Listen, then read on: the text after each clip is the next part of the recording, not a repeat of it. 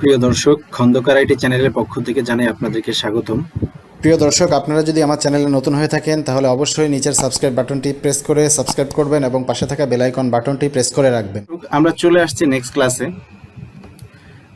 এবার আজকে আমরা দুইটা টুল নিয়ে আলোচনা করব, একটা হচ্ছে মুভ টুল আর একটা হচ্ছে মার্কিউ টুল। মুভ টুলের কাজ হচ্ছে আপনার কোনো ছবি বা ডকুমেন্টকে মুভ করানো। এই যে দেখেন, আমি মুভ টুলে ক্লিক করলাম, ক্লিক করার সাথে সাথে এটা কি হবে, আমার এখান থেকে আমি মুভ টুলে ক্লিক করলাম, আমি এটাকে কি করব, মুভ করব। জাস্ট দেখেন, আমি এটাকে মুভ করে নিয়ে যে এই পেজের উপর ছেড়ে দিলাম, দেখেন এটা কি হলো, মুভ হয়ে গেল। এটা কি হলো, মুভ হয়ে গেল। এই যে দেখেন, এটা ওই পেজটা এখানে কি হয়েছে, চলে আসছে। এটা জাস্ট আমি জুমটা কমিয়ে দিচ্ছি, তাহলে আপনার পেজটা অ্যাডজাস্ট হয়ে যাবে। যেহেতু আমার পিকচার পিক্সেলটা অনেক বেশি, সো আমি এখানে জুমটা কমিয়ে দেব।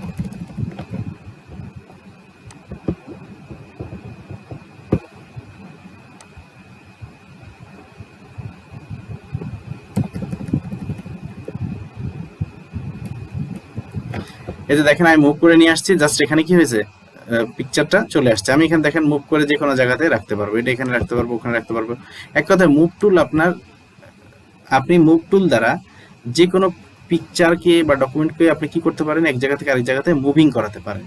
সো এটা হচ্ছে মুভ টুলের কাজ। মুভ টুলের আরো কাজ আমি আপনাদেরকে কিভাবে কাজ করে সেটা অন্যান্য টুল ইউজ করার সময় দেখিয়ে দিব। আচ্ছা, এরপরে আসেন মার্কিউ টুল। মার্কিউ টুলের আন্ডারে দেখেন চারটা টুল আছে। একটা হচ্ছে রেক্টেঙ্গুলার মার্কিউ টুল, একটা হচ্ছে ইলিপ্টিক্যাল মার্কিউ টুল, একটা হচ্ছে সিঙ্গেল রো মার্কিউ টুল, একটা হচ্ছে সিঙ্গেল কলাম মার্কিউ টুল। সো এই যে রেক্টেঙ্গুলার মার্কিউ টুল, এটা হচ্ছে আপনার চতুর্ভুজ আকৃতি কি হবে, সিলেকশন হবে।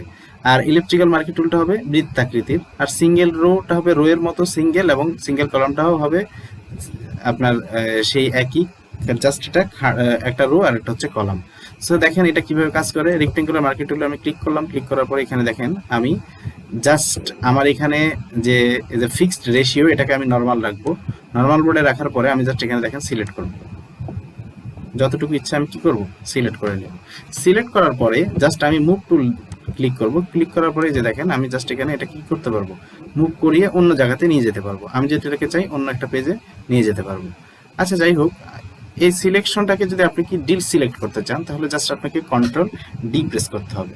জাস্ট কন্ট্রোল ডি প্রেস করবেন, তাহলে এটা কি হয়ে যাবে, ডিসিলেক্ট হয়ে যাবে। আবার যদি আপনি কি করেন, সিলেক্ট করেন, সিলেক্ট করার পরে আপনার এই সিলেকশনটাকে বাদ দিতে চাইলে জাস্ট এই যে এখানে বাইরে একটা প্রেস করবেন, প্রেস করলে কি হবে, সিলেকশনটা চলে যাবে। এরপরে আসেন, আপনার এই সিলেকশনটাকে আপনি মুভ করে অন্য জায়গায় নিয়ে যাবেন। দেখা যাচ্ছে আমি একটু সিলেক্ট করলাম, সিলেক্ট করে আমি কি করব, অন্য একটা ডকুমেন্টের মধ্যে এটাকে নিয়ে যাব। আমি এর জন্য কি করব, মুভ টুল সিলেক্ট করব। মুভ টুল দ্বারা আমি এটাকে কি করব, নিয়ে চলে আসবো। দেখেন মুভ টুল সিলেক্ট করলাম, আমি এটাকে কি করলাম, এখানে নিয়ে চলে আসলাম।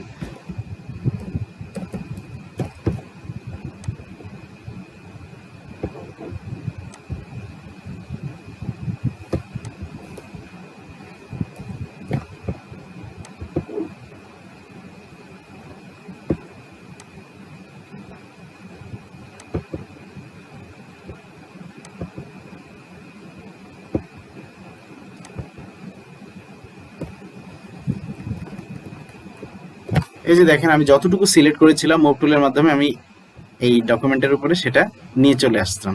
সো আপনি জাস্ট সিলেক্ট করবেন। আর এটা যদি আপনি দেখা যাচ্ছে যে এই যে দেখেন, আমি এখন ইলেকট্রিক্যাল মার্কিউ টুল দ্বারা সিলেক্ট করব। এটা সিলেক্ট করে আমি জাস্ট এখন এই যে দেখেন এখানে ড্র্যাগ করে ধরলাম, এটা কি হলো, গোল হয়ে সিলেক্ট হয়ে গেল। এবার আমি কি করব, মুভ টুল থেকে এটাকে যদি আমি নিয়ে যেতে চাই যে কোনো জায়গাতে, সেটা নিয়ে যেতে পারবো। অথবা আমি এর মধ্যে যদি কোনো কালার দিতে চাই, জাস্ট আমার ব্যাকগ্রাউন্ড আর ফরগ্রাউন্ড যে কালারটা আছে, ফরগ্রাউন্ড কালারটা আমি জাস্ট এখানে চেঞ্জ করে দিতে চাইলে চেঞ্জ হয়ে যাবে। জাস্ট এখানে ক্লিক করবেন, যে কোনো একটা কালার আপনি সিলেক্ট করে নেবেন।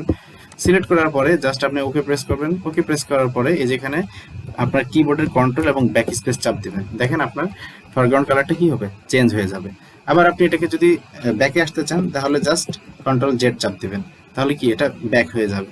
আবার যদি এটাকে ডিসিলেক্ট করতে চান, কন্ট্রোল ডি চাপ দিবেন, দেখেন এটা ডিসিলেক্ট হয়ে গেল। এরপরে আসেন, এই যে এখানে যে র কলাম,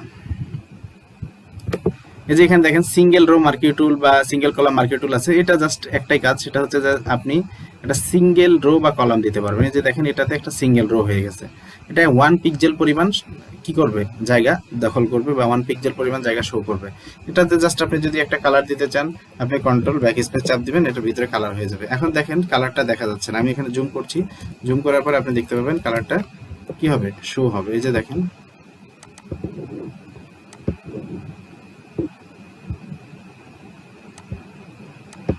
এই যে আপনারা হয়তো দেখতে পাচ্ছেন এখানে কালারটা কি হচ্ছে, শো হচ্ছে। সো এটা হচ্ছে সিঙ্গেল রো বা সিঙ্গেল কলাম দ্বারা আপনি কি করতে পারেন, রো বা কলাম আকারে এটা দিতে পারবেন। এরপরে আসেন আমাদের আর যে কাজ আছে সেটা হচ্ছে যে আমাদের এখানে কিছু অপশন বার আছে। সেই অপশন বারের কাজ কি, সেই অপশন বারের কাজ হচ্ছে আপনি এখান থেকে একটা টুল সিলেক্ট করলেন, সিলেক্ট করার পরে আপনি এখানে সিলেক্ট করে নিলেন। সিলেক্ট করার পরে এখানে দেখেন অপশন বারে 4টা অপশন আছে। একটা হচ্ছে add new selection. So new সিলেকশনে আপনি যদি ক্লিক করেন, ক্লিক করার পরে যদি সিলেক্ট করতে চান আগের সিলেক্টটা আপনার কি হয়ে যাবে, ডিসিলেক্ট হয়ে যাবে। দেখেন আমি এখানে ক্লিক করলাম, আমার আগের সিলেক্টটা কি হলো, ডিসিলেক্ট হয়ে গেল। এরপরে আসে হচ্ছে আপনার add to selection. Add to সিলেকশনে ক্লিক হচ্ছে আপনার জাস্ট এখানে গিয়ে আপনি যদি এই অংশটুকু আপনার সিলেক্ট করার প্রয়োজন কিন্তু আপনি করতে পারেন না আগে, তাহলে আপনি কি করবেন, অ্যাড টু সিলেকশন ক্লিক করে জাস্ট এখানে কি করবেন, চাপ দিয়ে ধরবেন। দেখেন আমার এটা নতুনভাবে সিলেক্ট হয়ে গেছে। আমার এগুলো কি হচ্ছে, নতুনভাবে সিলেক্ট হয়ে যাচ্ছে। দেখা যাচ্ছে আমি অংশটুকু কি করবো, সিলেক্ট করবো। জাস্ট এই যে দেখেন আমি এখানে চাপ দিয়ে ধরে অ্যাড টু সিলেকশন করে দিলাম, আমার এটা নতুনভাবে কি হলো, সিলেক্ট হয়ে গেল। এরপরে আসেন এটা হচ্ছে সাবস্ট্রাক্ট সিলেকশন, মানে আমার সিলেকশনটা যদি আমি কোনোটা ডিলিট করতে চাই, সাপোজ আমি এখানে দেখছি যে আমার এই অংশটুকু বেশি সিলেক্ট হয়ে গেছে, সো আমি সাবস্ট্রাক্টে ক্লিক করব। ক্লিক করার পরে এখানে জাস্ট আমি কি করব, ড্র্যাগ করে ধরবো। দেখেন আমার এই অংশটুকু ডিলিট হয়ে যাচ্ছে। দেন আমি এই অংশটুকু কি করব, ড্র্যাগ করে ধরবো। দেখেন আমার কি হবে, এগুলো ডিলিট হয়ে যাবে। আমার অতিরিক্ত কোনো সিলেকশন হলে জাস্ট সাবস্ট্রাক্ট সিলেকশনে ক্লিক করে আমি কি করব, এটা ডিলিট করে দেবো। এখানে দেখেন আমি সমান করার জন্য জাস্ট এতটুকু সিলেক্ট করে নিলাম। দেখেন আমার এটা কি হলো, ডিলিট হয়ে গেল। এরপরে আসেন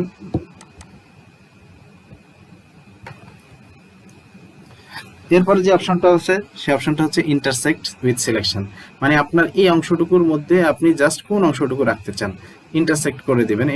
এটা সিলেক্ট করার পরে জাস্ট আপনি এখানে কি করবেন, এই যে দেখেন আমি এতটুকু সিলেক্ট করে নিলাম, বাকিটুকু আমার ডিলিট হয়ে গেল। সো এটা দ্বারা আপনি ইন্টারসেক্ট সিলেকশন দ্বারা আপনি এটা করতে পারবেন। এরপর আসেন ফেদার। যে ফেদার অপশনটা দেখতে পাচ্ছেন, এই ফেদার অপশনে গিয়ে আপনি জাস্ট ফেদারটাকে যত বাড়িয়ে দিবেন আপনার পিকচারটা তত বেশি অ্যাডজাস্ট হবে। এই যে দেখেন আমি এখানে ফেদারটা দিয়ে দিলাম 25 দেওয়ার পরে আমি এখান থেকে কি করবো, একটা সিলেকশন করবো। সাপোজ আমি এতটুকু সিলেক্ট করে নিলাম, আমি এখানে নতুনভাবে এতটুকু সিলেক্ট করে নিলাম। সিলেক্ট করে নেওয়ার পরে দেখেন আমার এটা চারিদিকে একটু গোল হয়ে যাচ্ছে, চারকোণ আকৃতির জায়গায়। সো আমি এখন মুভ টুলের মাধ্যমে যদি এটাকে অন্য জায়গায় বসাতে চাই, দেখেন তাহলে এটা কি হবে, সেখানে অ্যাডজাস্ট হয়ে যাবে। সাপোজ আমি মুভ টুলের মাধ্যমে নিয়ে গিয়ে এটাকে